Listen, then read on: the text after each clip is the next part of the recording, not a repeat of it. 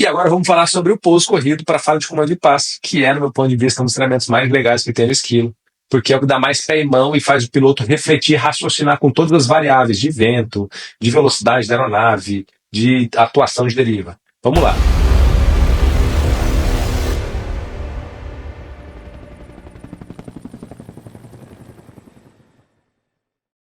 Depois que você identificou que é uma falha de comando de passo, você vai então fazer um pouso corrido. O manual do fabricante sugere que você faça uma aproximação de baixo ângulo. E ele fala o seguinte: você vem com uma aproximação de baixo ângulo com o helicóptero derrapando para a esquerda. Então o que acontece é, como o helicóptero, quando você baixa o coletivo para ingressar na final, para girar a base, a redução do torque vai fazer com que o nariz guine para a direita.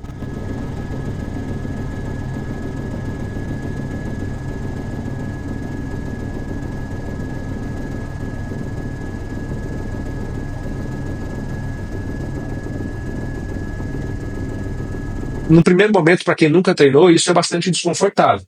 E se eu tiver ainda um vento de direita, você se lembra que o helicóptero está o tempo todo querendo apurar o vento. Depois eu vou detalhar o porquê disso, mas o helicóptero está o tempo todo apurando o vento. Então, se eu tenho um vento predominante de direita, de 2 para 3 horas e forte, o helicóptero vai estar ainda mais para a direita. Então você fica mais ainda desconfortável, bem desalinhado com a pista. A sensação que você tem de estar desalinhado, mas nesse momento você sempre tem que comandar o helicóptero com o cíclico no eixo para qual você quer.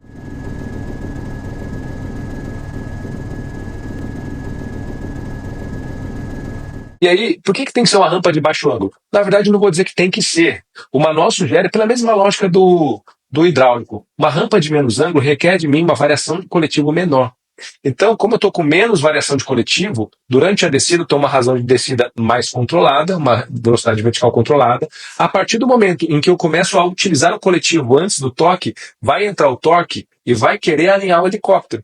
Se eu tenho uma razão de descida maior, em uma aproximação que não seja de baixo ângulo, eu vou precisar de mais coletivo para diminuir essa razão de descida e o torque vai ser maior. Portanto, a tendência do nariz passar para a esquerda com mais agressividade, ou seja, passar do ponto de alinhamento, é maior. Então, galera, vamos trazer para um cenário de voo de cruzeiro com uma aproximação normal de grande ângulo. Eu estou com o coletivo aplicado para manter meu voo nivelado. O helicóptero não guina porque eu tenho meu vetor de torque proporcional à aplicação de coletivo, mas eu tenho um vento que alinha o helicóptero por meio da deriva, que é o vetor azul que surge ali. Até esse momento, eu estou conseguindo manter o voo alinhado. Quando eu baixo o coletivo, a redução do torque faz com que haja uma redução abrupta do vetor vermelho e isso gera uma guinada expressiva para a direita. A razão de descida vai ficar algo em torno de 500 pés por minuto. Só que eu vou precisar reaplicar o coletivo antes do toque. E além de reaplicar o coletivo, vou precisar cabrar para reduzir a velocidade. Então, duas coisas acontecem. Ao cabrar, a deriva vai perdendo sustentação, então o vetor azul vai diminuindo, e ao aplicar coletivo, vai aumentando o vetor torque. E como tinha uma variação de coletivo muito ampla, porque eu estava com uma razão de grande ou normal, esse vetor de torque cresce abruptamente, fazendo com que o helicóptero guine para a esquerda e perca o alinhamento, tendo que arremeter. E se não souber arremeter, corre o risco até de entrar numa guinada desenfreada. Então, por isso fica mais fácil fazer com uma aproximação de baixo ângulo. E aí, o que a gente tem que entender é o seguinte: inicialmente, o fabricante sugeria, então, que o alinhamento para pouso era com a aplicação de coletivo, ou seja, com a aplicação de torque. Eu estou desalinhado para a direita, quando estou chegando no momento do torque, eu começo a aplicar o coletivo devagar, até o momento em que a aplicação desse torque vai superar o vetor que está mantendo o meu helicóptero com o nariz para a direita lá na cauda, lá na minha deriva, vai superar o ponto de o helicóptero começar a guinar. E esse momento que o helicóptero está se alinhando, está guinando para a esquerda, é o momento que tem que coincidir com o pouso. Só que acontece que não é a única forma de se executar esse procedimento, esse pouso alinhado. Fazer o pouso apenas de coletivo é possível, só que você não consegue pousar reduzindo mais a velocidade. Você vai pousar um pouco mais rápido.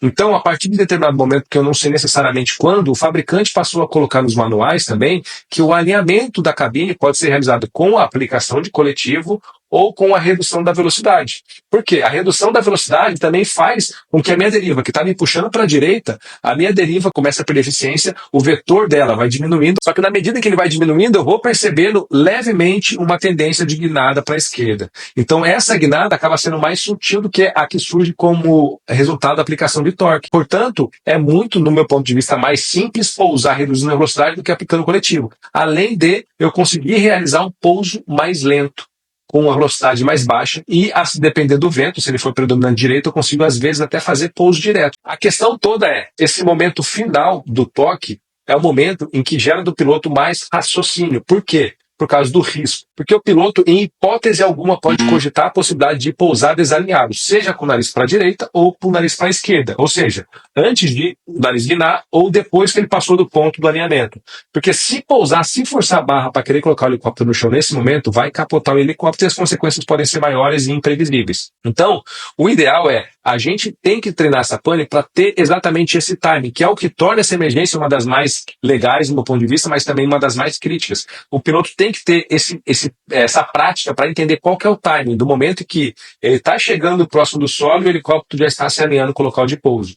Além disso, se ele for aplicar a técnica de redução de velocidade, que é que eu vou enfatizar aqui, ele tem que saber qual que é o momento que ele começa a reduzir a velocidade, qual que é a amplitude de comando para reduzir a velocidade. Será que eu dou uma cabradona já o suficiente ou vim cabrando devagar? Que momento eu começo para conseguir pousar no ponto específico lá no futuro, lá na frente?